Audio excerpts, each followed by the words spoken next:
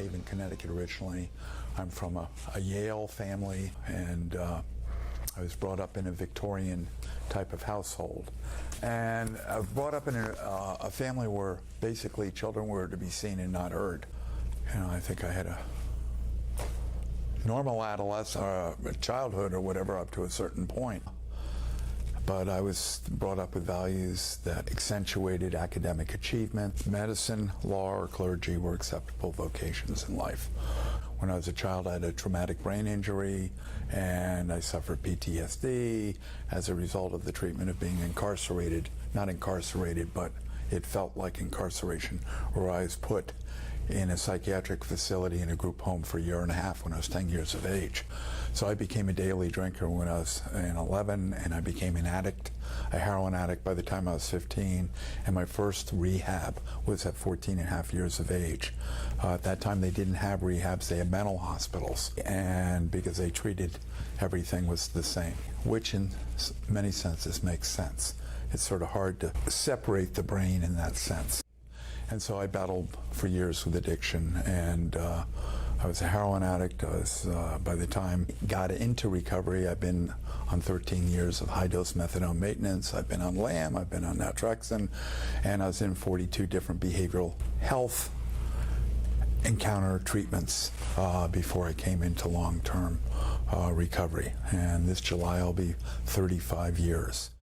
My philosophy is sort of, and I think you hear this a lot, I think it's a common theme, but I look as addiction as, yes, there are epigenetic factors, that there are certain things that make you more predisposed to it, but I think it was a sense of dislocation, that there was something different, that I was treated differently by my peers, because I'd been, their families perceived me as a threat because I'd been in a mental health facility at that time in my life. So my peer group obviously changed, and henceforth it was older people, kids from, you know, different backgrounds already that were already drinking and abusing drugs. And so when I took to it because I had a lot of pain, a lot of emotional pain. I was placed in a ward where, I mean, a program where there were basically locked units, and you had people with long-term chronic schizophrenia, hebephrenia, things like that, which is a type of schizophrenia, and people that were extremely depressed. But the reality was I was 14 and a half, and everybody else was 25, 35, 50, 60, etc. So it obviously sort of reinforced with me that sense that there was something really wrong with me, something different. And of course I still was very angry because, you know, I guess any kid when they get put away, or most kids, come out and they do feel different, and so they do get angry, and because it's that secondary emotional response to really say that they really feel hurt, that they're not getting their needs met. Parents' reaction was, I think they did the best they could with the knowledge that they had. I think it was probably very painful for them in different aspects. But here was this kid that, you know, had the head accident, was put away when he was a child, first in a neurosurgery ward, then in a psychiatric ward at Yale Psychiatric Institute. First and in a rubber room initially and stuff like that, and then subsequently to a group home down in Pennsylvania. And they relied on the best psychiatric evidence-based treatment that they had at that point in time, which, you know, they didn't know. I had a type of temporal lobe motor convulsive epilepsy, which caused an acute behavioral agitation, and I'd be amnesic. And so they hadn't seen it. And so they didn't know what they were dealing with, and so they relied on it. So as a parent myself, I'm sure they were extremely distressed at it, to the point by the time I was 16 years of age, when my addiction had really started taking off. I had involvement with law enforcement multiple times, and I was disinherited in every picture in the house. I was taken out of the family tree because I come from a family that's big on genealogy. Literally all the pictures of me when I was a child, like I was never born. So if I were to look at it from that perspective, how much pain must an individual be in to wipe out one of their children? So I've been on my own since I was 15 years of age.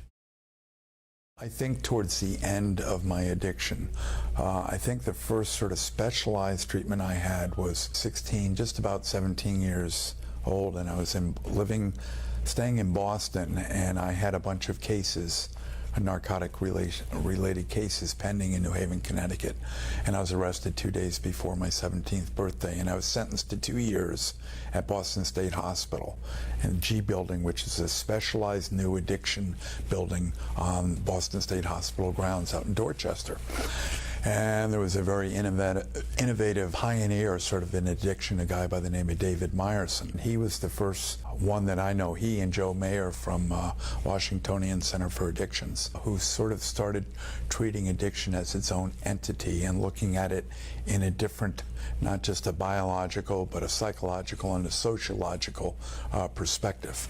So I think that's when the first introduction of mine, at least, to some sort of a treatment that is comparable to what we're doing today. And in many ways, some of the standards that they were using then had more rigor than they do today. But that was the first introduction, and then I was introduced to things like TC, 24-hour encounter groups, and stuff, you know, where you don't get out of the room, okay? And everybody ends up in a fetal, Janov, primal, you know, crying their guts out, but what they do is they get to the root of what really was wrong and what was missing in their life. But if you don't have the support afterwards, the ongoing support to maintain that insight and reinforce that insight and to reinforce that acceptance of it.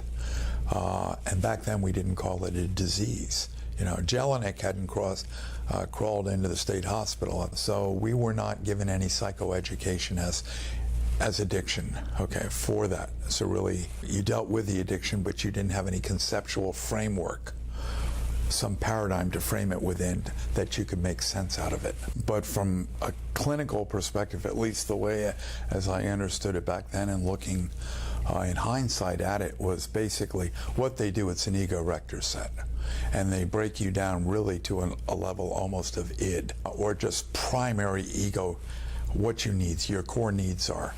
And generally what I found, what I observed was that everybody in the room, underneath when you stripped away all the anger, the defense mechanisms, everybody, all they wanted was to feel someplace where they really were loved and belonged, period. And the rest of it was all wolf tickets above that, you know, and a lot of maladaptive behaviors to get something that they never could get. And what they found in drugs as a result of that. Heroin is probably biochemically simulates love. And it doesn't argue with you, it doesn't reject you, it doesn't do anything. And you feel safe, you feel warm, you feel secure, etc. I mean, the addiction part is no, but when you first initially take it, it's like you found Atlantis.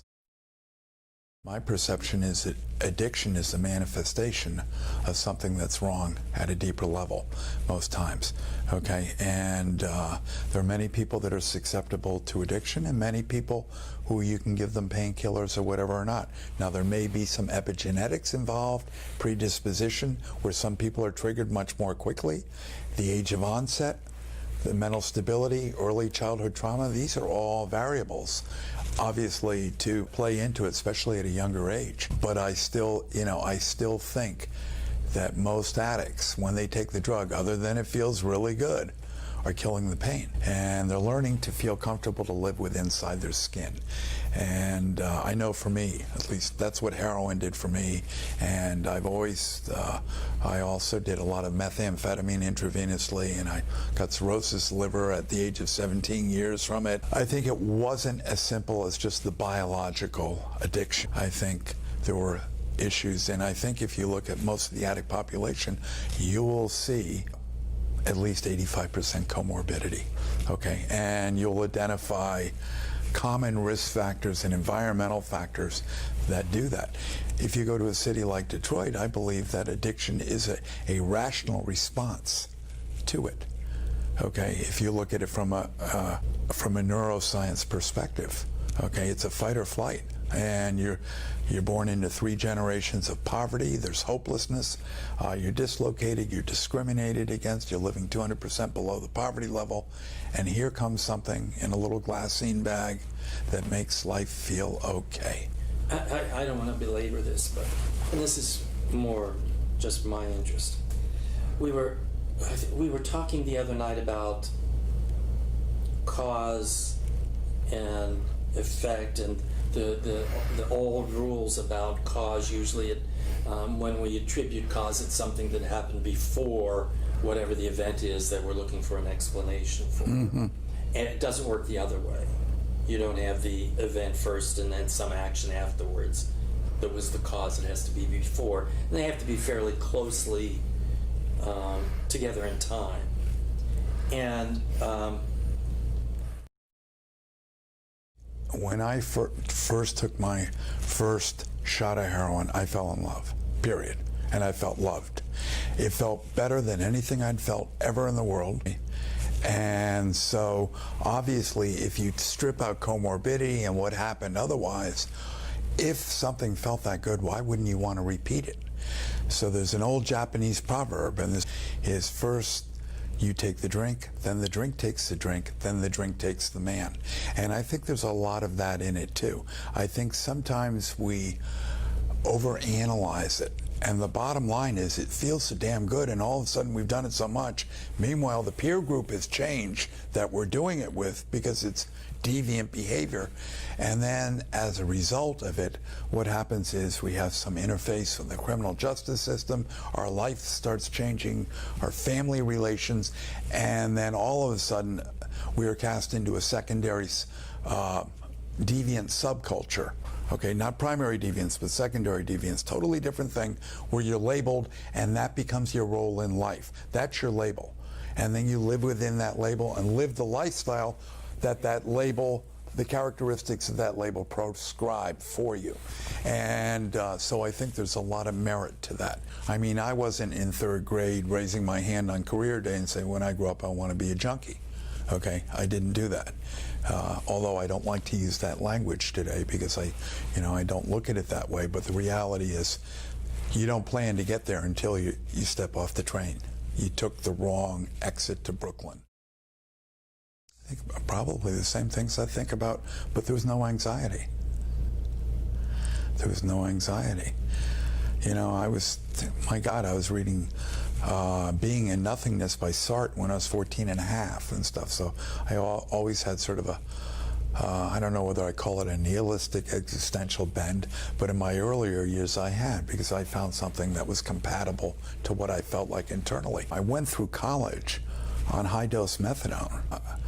It didn't impair my cognitive functioning, certainly. I graduated Phi Beta Kappa, and I never went to high school. So, and a lot of times when you're really high on heroin, what you're doing is first you're high on heroin, you enjoy your nod, you're high, but then you're thinking about where you're going to, once you're addicted, you're going to get your next bag of dope. So it's you use to live and you live to use type situation, and around and around and around you go. It's a 24-hour day job, it's 7 days a week, and it's tough. It's a hard lifestyle. It's harder than any job I've ever done, certainly in recovery, and I've had some pretty high stress jobs.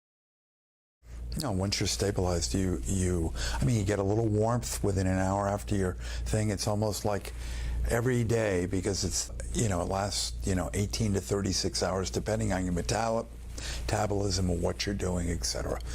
But, you feel a little edgy, you get your dose, you can feel that go away, and then you function normally all day long, and that's it. You don't think about getting high or anything. You don't think about going out and trying to shoot dope or whatever. You did it. I mean, I went through college. I worked as the director of research for the City of Boston Drug Treatment Program. I published for NIDA in epidemiology, all while on methadone.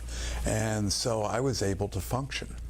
And my mind was certainly very clear. LAM didn't work for me the same way. I didn't like it, and I went back to methadone. I never felt totally centered in it. I was always aware of that there was some sort of chemical in me, and it wasn't as that I was feeling any euphoric effects or whatever, but it just didn't. And it's probably because I've been on methadone for so many years, and maybe that I didn't give it a long enough time. And I ran the phase 3 study in Boston for LAM, and I was the project coordinator for that. And I was D3005, my number or whatever, in the study.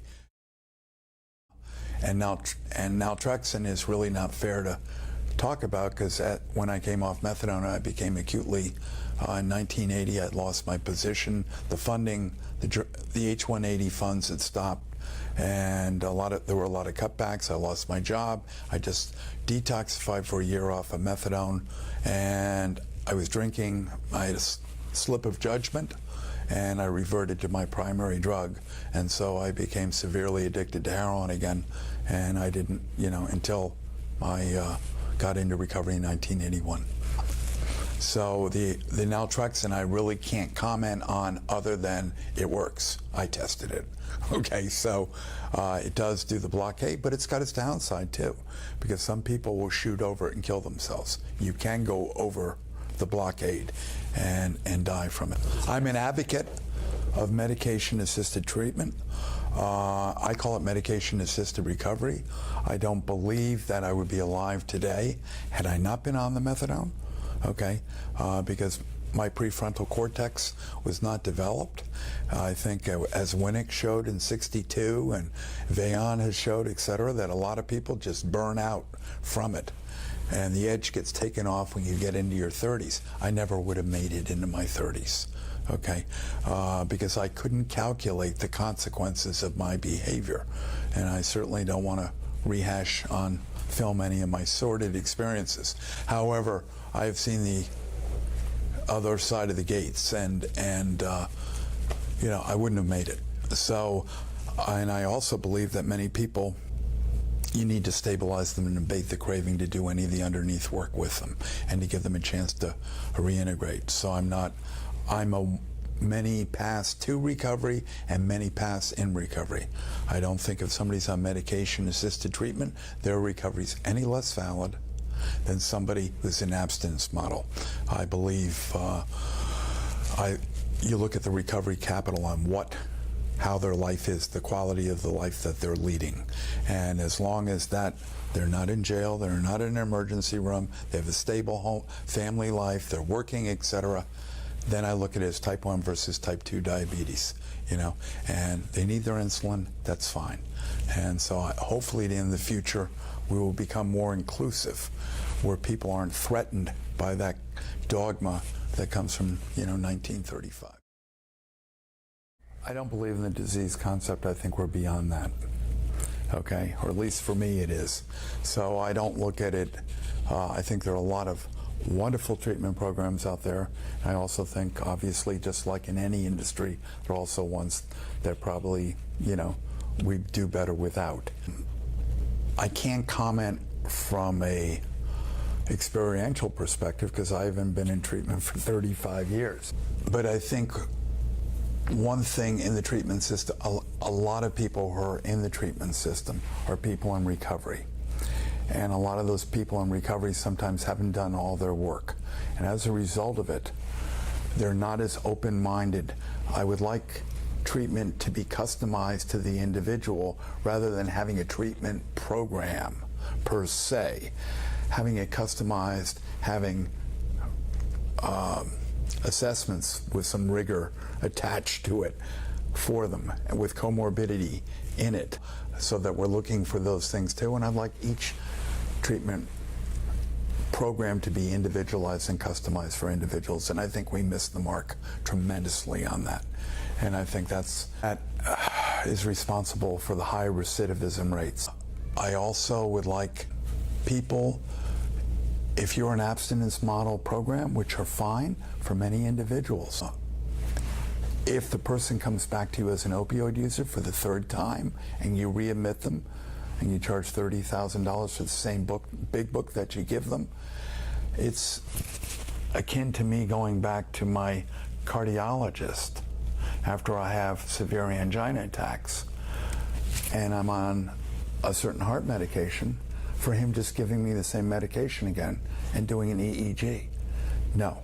We have to stop, we have to assess and say, is this working, is this not? We have to establish baseline. If it's not, then we change the treatment protocol according to the individual's needs. We don't, as a whole, do that, or at least I haven't seen it in this industry. We use blanket rules, and that's how we do the treatment regimens. That needs to be changed.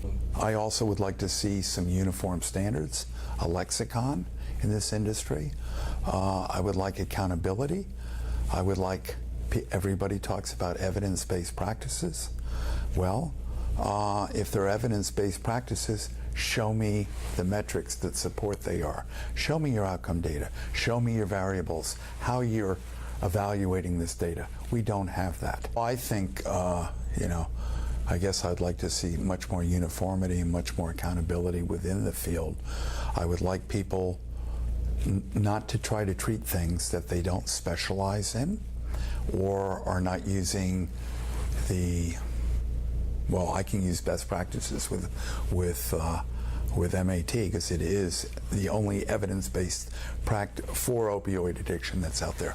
And certainly it's got data back to 1972 to substantiate that, from Dolan-Nicewander on through till when the FDA approved it in 1972. But the problems that I do see is that this industry has a hard time policing itself. Most industries have ethic boards, they have review boards, etc. And we don't do that. And I find that problematic because then a lot of people represent that they provide certain services. We do dual diagnosis. I was talking to somebody at the conference and I said, so you are we're dual diagnosis, which is, by the way, an obsolete term at this point in time, but nevertheless. I said, so are you DDC or are you DDE? What are your fidelity scores, etc.? They had no idea what I was speaking about. They had a few clinicians in there who had some training or whatever, a couple of CEUs, and they were labeling themselves as, and so that's all well and fine, but the person that goes and gets treatment there may end up dead. I don't want to go to a cardiac surgeon who's a podiatrist, okay? And if you put an opioid addict in there, I want that person, or somebody who has PTSD or whatever, if somebody says they do DBT, well, there has to be some rigor. There has to be more professionalism, etc. There have to be standards. And at this point in time, I don't see that as an industry-wide practice. And that to me is problematic because I see people dying all the time and I see people coming in. I'm from Maine right now, or I spend most of my time in Maine. And a lot of our overdoses, when people go into sober houses, they're opioid addicts. They have no tolerance left, they go out and use because they're not being treated appropriately. And as a result of it, they die. And so we're moving in the right direction. Okay, I think there is an awareness now for it, but I think it's going to take a while to rein this in, and I think people have to put the mission, just like the Hippocratic Oath, above. Commerce cannot be the principal morality, as Thomas Jefferson once said, okay? And unfortunately, this field has become an industry, and while everybody needs to eat, the bottom line is we're as good as the results that we have, and that should be our first concern. I've been in recovery for 35 years. I take what I want, I leave the rest. I go also to give back, but by giving back I get.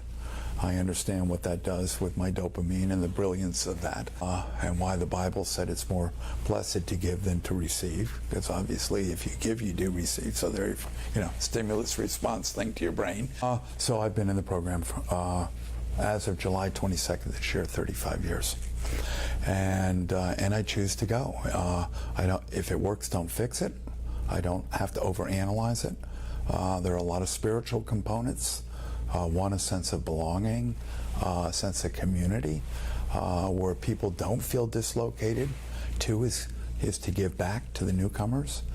I also want to be able to look back and not stare, as they call in 12-step terminology, keeping it green. I've seen many people relapse. For me, I know that regardless how well I've done in my life, that because of the age that I've used, and this is my belief, my onset and the severity of my addiction during the years that I was, the chances for like controlled drinking and drug using aren't really very good. Okay, this cucumber has become a pickle and will never become a cucumber again. So, and I accept that, that's fine. I have a wonderful life.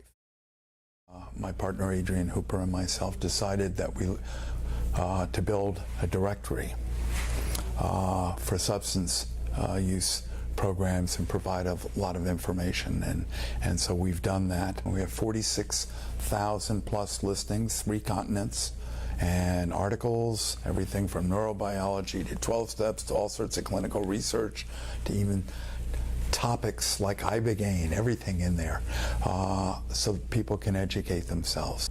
And we deal everything with inpatient, outpatient, MAT, or medication-assisted treatment, all the way down to harm reduction, syringe access, database. We're the only one in the country where you can find a clean, as we said back in the 60s, set of works, syringe by zip code.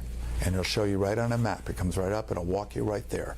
And so we do stuff with HIV, we do stuff with Hep C, we do social justice issues, including legislative stuff. A lot of advocacy. I'm an executive board member on Faces and Voices of Recovery. I've been doing advocacy since 1979. I was the first advocate for harm reduction, which is what they called methadone back then, in 1979 at the NIDA conference. So I've been around this for quite a while. I've gotten a lot of governmental awards, a President's Lifetime Achievement Award, a Congressional Award, a Gubernatorial Award, etc., for some of the work that I've done in advocacy. And we have a foundation that Mr. Hooper and I started, and we fund harm reduction initiatives. We funded, our first initiative was a syringe exchange up in Maine, because dead addicts don't recover. I lost my brother to hepatitis C. I'm a hepatitis C survivor, I guess what you call it. And when the drug cocktail wasn't as friendly as it is today, and so I want to keep people alive so that perhaps they have a chance at recovery. So we pay for that. We're also now paying for a warehouse up in Maine. We call it Warehouse 550. And we do dance, we do theater, we do audio visual for people on medication-assisted treatment. We have a leather shop, a woodworking shop, a skate park there. We do art shows, etc. And we're trying to encourage stimulating different neural pathways in the brain to compensate, to titillate the reward center differently, and music being the primary on that, because music has tremendous regenerative properties for the brain. So we're doing stuff like that. And then we recently partnered in 3 medication-assisted treatment programs up in Maine. The foundation did, and any proceeds, which we won't, there's not money in medication, at least not in the state of Maine, but those proceeds go back towards whether it be letting people live in the medication-assisted recovery residence for free, or funding the syringe exchange, etc. And so we have about 300 clients, and so that's what we're doing. But this is my passion. I'm retired. I went into the business world. I did extremely well in the technology sector, in the staffing industry, and I retired in 2002. I have an apple orchard, and up in Maine, and recovery and life has been pretty good for me. Try it before you buy it. I'd want to know what their motivations were, whether they were bringing a disease to treat the disease. I find that whether I went to Yale Divinity School early on in my recovery, a lot of times I find that most of the healers in this field are broken. And so I want to make sure that I would want to motivationally have some sort of assessment of why they would be doing it. But I guess I would let them know that it's a very challenging and sometimes very heartbreaking thing, especially because you have to detach in order to be effective sometimes, or all times, and it's a heartbreaking thing, and to think it through. But I want to know why they wanted to do it, I guess. Would I have any advice? Be the best that you can. Take it seriously, because you hold somebody else's life in your hands when you do that. And to accept that this is a healthcare issue. It's not a moral issue. It's not because they want this or want to be like this. Do not judge, okay? You have to walk around, as said in To Kill a Mockingbird when Atticus was talking to Scout. You have to sort of climb inside somebody's skin and walk around in it to understand. And I think that's true. And a lot of the folks that work in the field, sometimes they mean extremely well, but they lack that connection. Well, I think it involves different receptor sites in your brain, but I think also it comes down to more of both a psycho and sociological standpoint, where opioid addicts are cast into a secondary, they're literally lepers. They're cast into a secondary deviant subculture. They can't walk into a liquor store and decide they're going to have a bag of Hungarian heroin, okay, or a certain type Jack Daniels or whatever. Okay, so one is legitimate and one is illegitimate. So one's deviant, one is non-deviant. Okay, naltrexone works somewhat, but not that well with it. Antabuse is aversive conditioning, really. I've had the misfortune of drinking on Antabuse and seeing my insides on the floor. And Hannibal with his elephants crossing my chest. I think because they don't want to do it either, because you have to think about what that would do to the societal perception of it, because it's a legal substance. So they have to keep, if anything, it's sort of the risk-reward ratio. If we really accelerate the treatment for alcoholism, then we're really saying that we're putting it in the same league with heroin addiction, and therefore, should this be illegal? It's a very big lobby behind it. So could you do it? Yeah, but I think it affects more receptor sites. You have the MU3 opioid receptor site in the brain. That's pretty specific. But then we have treatments out there that nobody's wants to get involved with, like the heroin vaccine, developed out at Scripps, and the guy who's head of NIH now, okay, his name, brilliant people, where it treats it as a virus. It creates antibody. It never crosses the blood-brain barrier. For some reason, we're just not coming up with that extra $5 million to kick it into a phase 3 study. And you have to ask why. And at this stage of the game, why not? I think within 47,000 overdose deaths, all those numbers are a little tainted because many of those are accidental with older people who forgot that they took their medication. The bottom line is we are still losing far too many people in this world. And then we have some issues too with buprenorphine. It's a Schedule III drug. Very low overdose potential, okay, built-in antagonist. Yet I can sit here, if I were an oncologist, an orthopedic doc, I can write Schedule II narcotics all day long, and the DEA will not darken my doorstep. However, if I'm treating an addict, which, by the way, the Schedule II drugs create, then I only can, even if I'm an ABAM certified doctor, I can only write for 100 people.